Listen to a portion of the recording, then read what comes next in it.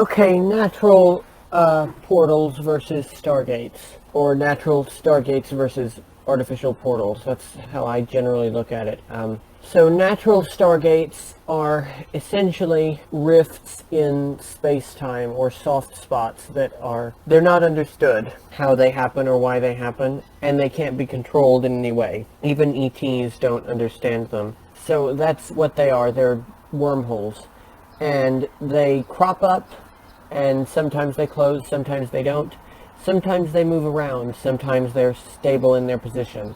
The thing is, they can all be caged in a magnetic cage and move to wherever the people who wish to use them want to, and they can use it for their own ends. However, if the gate then chooses to close at some point after it's been moved, then that's kind of it for that gate. There's no way to stop it from closing. And then there are artificial portals, which are hyperspace or sometimes artificial wormholes, which are opened via a device that create a connection between two spots in space-time. Okay, so this map, I'll start with the general worldwide gates going left to right. So, Mauna Kea. Mauna Kea is in Hawaii, United States. For people who don't know, it's one of the largest mountains on Earth, and it's one of the most sacred sites on Earth to the Hawaiian people. There is a major gate there. It is predominantly German-owned, and it's used predominantly to import technologies from several major industrial colonies to the various domes of Earth. So these regen tanks and glass pads and, all that good stuff that these domes have, it arrived through the Mauna Kea gate for the most part. And that's probably at least part of why there was such a scramble to capture and to get ownership of Hawaii by the Americans in the 1890s. And then, as we all know, America fell to the Germans after Operation. The next one coming up would be Monte Subasio. Yeah, that's one that I'm actually at fairly often.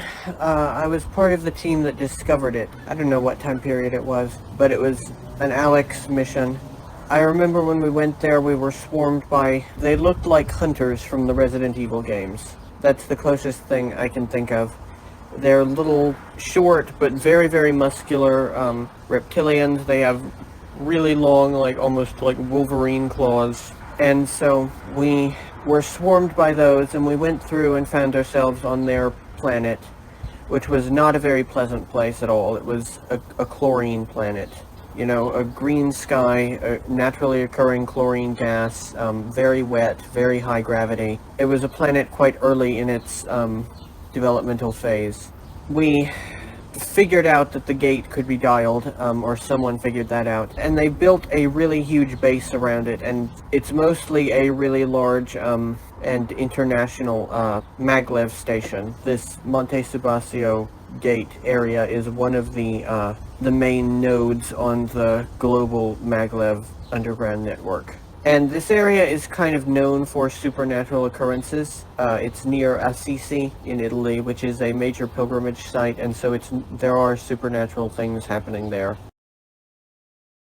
Great Zimbabwe National Monument. Okay, this is kind of an interesting one. This will also be in Volume 4, but this goes back to during the Scramble for Africa days. This area was largely uninhabited. A number of explorers went there and they weren't coming back. Or some people, or their workers came back and were telling a story about, there were dragons coming out of the ground and killing people. And it was taken seriously enough, I guess, that some military people went. British colonial military people went. And they found this was entirely true. There were indeed dragons coming out and killing people, small dragons, about 10 feet long, and they were kept as pets by these green-skinned kind of humanoid aliens with claws who lived on whatever planet this was. And some kind of a treaty was signed, and it was held in place up until the early 2000s. And when this treaty fell through in the early 2000s, then the attacks started again, and this was when the Medusas were called in to deal with the threat. But we had to go there and kill enough of the dragons that they retreated, and after that point, I think the gate was sealed, or, filled in. the military went in and filled in the underground area, so that gate is no longer in use by us.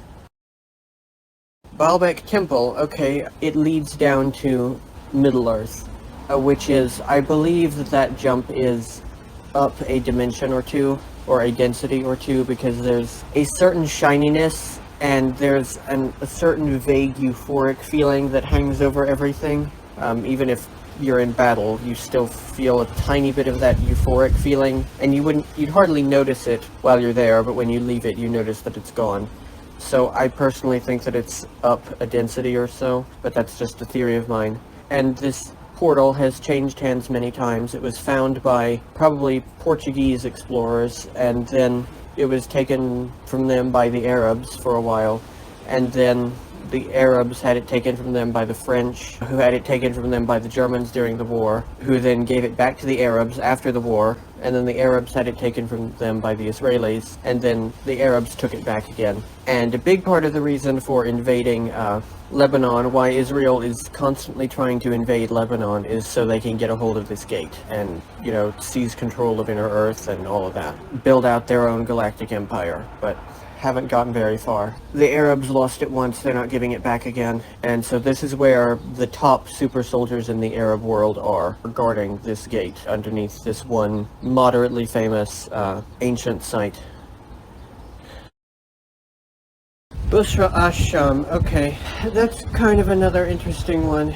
It led to a planet sort of jungle-ish, not quite jungle-ish, I guess subtropical, thickly forested, which was found to have no intelligent indigenous life, which made it ripe for colonization, and it was where as far as I know, the first Arab colonies were set up. And I remember it twice. Once as probably Alex, I'm not entirely sure, but probably Alex, being part of the team that found it and sending people through to set up colonies there on that planet. And then I remember it again through Kyle, which is a much longer story. Kyle's son, Hadane, had a villa in Syria, and when the war started in Syria, it became necessary to evacuate it and all of the staff off-world. And that gate was cordoned off and shut down during the war, and so that led on a region-wide caper of Kyle and Hadane and the staff of this house trying to find their way off of Earth. And they wound up leaving through an artificial gate in Saint-Tropez, which is that's a story unto itself. That's, again, beyond the scope of this show, because this show is about natural gates. But anyways, and that was one of the last things that Kyle and Hadane did together before Hadane died in 2014. Babylon Ruins. This one is a fairly brief one. I remember being there in 2003, 2004, thereabouts, during the Iraq War as part of some kind of secret Marine Corps combat unit that's a story I've never even mentioned before. There were these, they might have been Mitra, but they had wings genetically grafted onto them. So they were flying around eating people, and they were also very stealthy. They would come into the camp at night and bite people's throats out, and it took us several days before we figured out what was actually going on, before we were able to track the cause of this. Yeah, that's kind of a weird one, and it's, like I mentioned, it's a brief memory, but I know it was at the Babylon Ruins, and that the gate was sealed eventually in some way. That's all I really know. Dyatlov Pass. This is an interesting one. It's a pretty long story, actually, but I'll make it as succinct as I can. This goes back to Alex's period, my alter Alex's period, when he was on the Eastern Bloc desk at Camp Hero. Something came across his desk. This was in the late 60s, and what it turned out, was a possible gate detected in the Dyatlov Pass, and also an incident report about some hikers had stumbled into a town, and they were talking about, like, monsters and stuff, and they were all bloodied and cut up, and they said that some other people who'd been with them had been eaten. This is separate from the famous incident, although that probably also had to do with this gate. But Alex and a little group of other soldiers were sent there, and they wound up running into a bunch of Soviet army troops who were also super soldiers. And there was a bit of a skirmish, before someone, I don't remember who, and I don't even remember which side they were on, but someone called for a truce and to continue forward with the operation because they figured they probably were dealing with a real threat here. So they went in and they found there was a little cave around in there somewhere. They went down this cave and found a gate. There were even stairs leading down to it, which betrays that this mountain is probably actually a pyramid. And after some deliberation, they went through the gate and they wound up inside a planet. I had thought this might be inside of Hollow Earth, but upon reflecting some, I question that now. But it was definitely inside of a hollow planet looking towards a sun in the center. Or it may also, I guess, have been a Dyson sphere, but functionally the same thing. And so they began their search through there, and they indeed found some monsters. They were like little greys with wings, but they were green, and they were vampiric.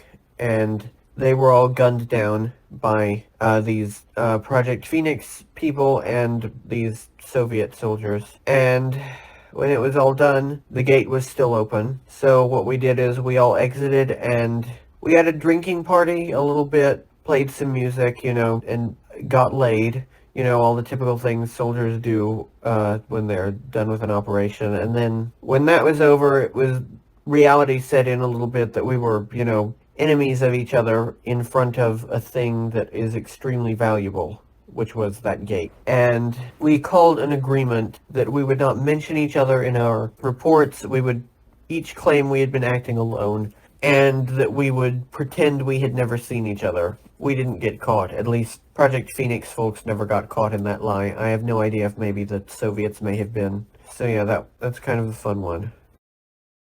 Ayutthaya. This is kind of an interesting one. This is a memory from an unknown altar, possibly David Hamish, my altar, he works for what is known as Stargate Command, which is the people in charge of these Stargates. It's a naval intelligence thing. And they went to this gate in Ayutthaya, I don't know the time period when it was, and they found a portal leading to a planet full of the aliens who inspired Shiva. They were around 12 feet tall, blue. They had anywhere between 4 and 10 arms. I don't know what dictates how many arms you get, but yeah. And black hair and all that. They had these huge curved swords with plasma edges, which we took some of those for our own use. And they were extremely, extremely psionic.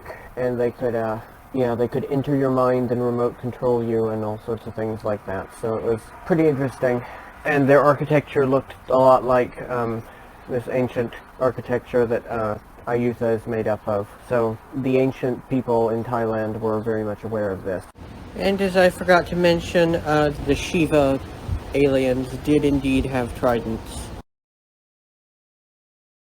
Angkor Wat is an unknown altar memory, and it's quite spotty. What I mostly remember is humongous spiders coming through. These were not like Martian spiders, which look like coconut crabs. These were more like tarantulas type spiders, so they were much more delicate and easy to kill.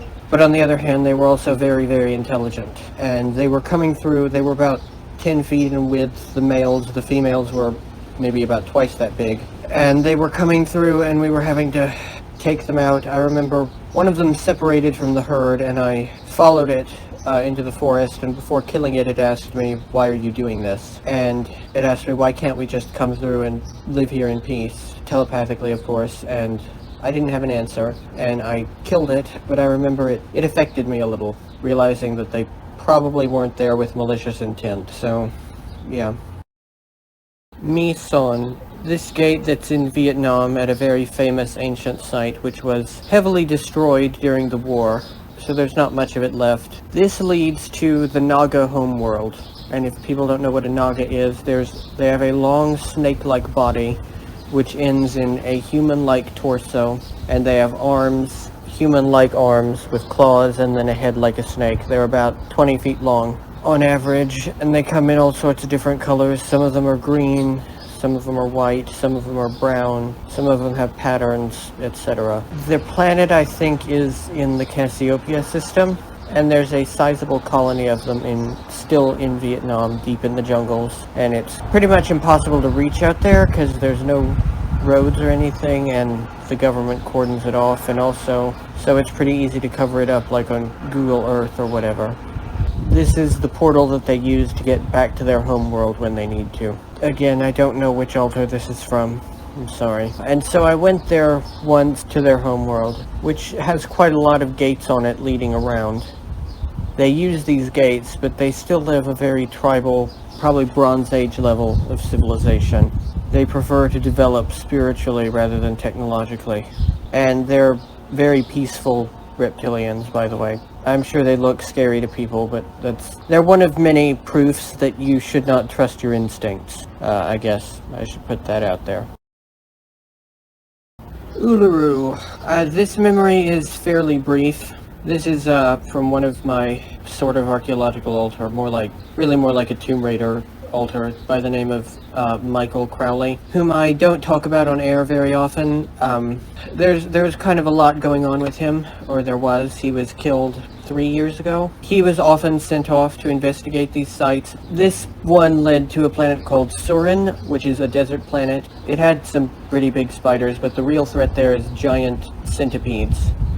And when I say giant, I mean like 30 feet wide by 200 feet long, with 3 sets of jaws. They move silently under the sand, and they come up. I wonder if they may have partly inspired Dune, assuming Dune wasn't inspired directly by something. And I got eaten by one a couple of times, and so eventually we started going around this planet on hover bikes, which they could still sense the vibrations of, but they couldn't catch up to. This planet, I believe, it's either in Gemini or it was colonized by Gemini, because the inhabitants there are Geminites, 8 to 10 feet tall, purple humans with tails. They excel in crystal technology, which is what we were there for, making deals with them. I did not make the deal, to be clear. We had a telepath with us who would do those deals, but I got to see it all. Yeah, that's an interesting one. Mount Furutaka. Okay, this one deals with some of those mercantile period memories. This, I believe, leads to the first place that the Japanese set up off-world in the pre-World War I period. It was where I remember the Japanese building a humongous compound where I lived for several years, and they were setting up their off-world civilization. Yeah, I don't know how much this portal or that planet are still in use now. One interesting thing about Mount Furutaka is that it is right next to Itajima Military Academy, which prior to the end of World War II was the 3rd largest military academy in the world. So that's probably where a lot of the early Japanese super soldiers were created and trained in order to be sent off-world again. Pyramid of the Moon one. That one leads to a large jungle planet. Jungle planets are very common. Most Earth-type planets go through a phase of being a jungle planet when they're in development. Or where that leads is the iguanoid homeworld. There's a theory that this gate is actually extremely ancient, and that ancient iguanas from Earth migrated to this planet and evolved into the iguanoids, but the research is spotty on that. But so I know that the Americans use this gate quite often because they have a lot of ties with the iguanoids, because the iguanoids make cannons, really good high strength cannons that are psionically activated. So that's a really useful technology that the Americans have had since the 50s, probably, at least. Pyramid of the Sun, that's kind of a funny one. That leads to a planet of these people who are, they're roughly orc-like, but they're green, they're not brown, and they have long flowing hair, and they have really huge pointy ears. They're about the height of an average human. These guys are, how would I put it, a lot of them have converted to Catholicism for whatever reason. It appealed to them, and a fair amount of them come through this gate, and while they're here they wear these devices that look like wristwatches, but they're not. What they do is they emanate a holographic shield covering that gives them the appearance of being human, so they can walk amongst us and not even be visible. I've seen it happen once or twice where it'll glitch slightly here and there, but of course no one notices that. People don't pay attention to their surroundings in the least. So they'll come through this gate to go do pilgrimage to the site of La Virgen de Guadalupe. So yeah, even aliens have fallen to the Catholic cult. It's quite hilarious. Archaeological zone Teotihuacan. That one leads to Mars, and that is the region's main access point to Mars. It leads to inside of one mountain in the southern hemisphere. Again, I can't remember which mountain. I've been through it twice, probably, and I believe that gate was moved to somewhere more secure probably like in the 90s or so, when there began to be a touristic interest in this site, and the government decided they were going to cultivate that touristic interest. Cenote Stoko. This place, kind of an interesting and scary one. The gate detection array, which is up around the planet, that multiple people have hacked into. I don't know who actually put it up originally, but multiple governments have hacked into it and are using it for their own purposes, and they all compete over control of these gates for this gate detection array. It pinged that there was a gate that had opened in this cenote, which in and of itself was not too surprising, because as you can see on the map there, it is right next to a number of other gates, right? And so I was part of the team sent to investigate it. Again, I don't know the altar. When we got there, we had to dive down into this cenote very, very deep. And what we found there was this really terrifying creature that had come from this planet that the gate connected to, that was a deep underwater, I guess it was technically an eel, but it had a very crocodile-like mouth. It was very crocodile-like. In general, it had no eyes. It saw through infrared, and it was probably about 150 feet long, and it was about as intelligent as a person, but much more psionically capable than the average person. Us soldiers, of course, were able to match it, but it was quite scary, and a couple of people died, and we were all in Avatar for this, so they didn't die permanently or anything, but their avatars got eaten. I'm surprised that no one has ever ripped it off and made a horror movie of it, or maybe they haven't, I don't know about it yet, but that's a scary one. But we did eventually kill this thing and put a cage around the gate, and as always, I don't know what happened to it after that. I'm sure that gate was used in some way, unless it closed. El Caracol, or Mayan Observatory, as you put it on the map. That's, again, at Chichen Itza. Where I remember that leading is just to a random, very wild planet, very Earth-like and ripe for colonization, from what I recall. And I think that there was evidence that some Mayans had moved there and had been killed by something unknown. Yeah, I think I've got that right, that's where we found that stuff.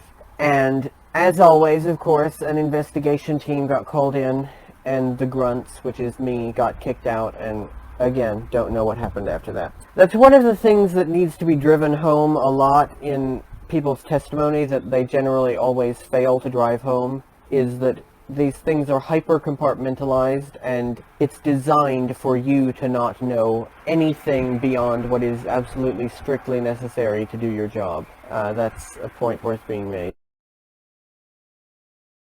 El Castillo, or Pyramid of Kukulkan.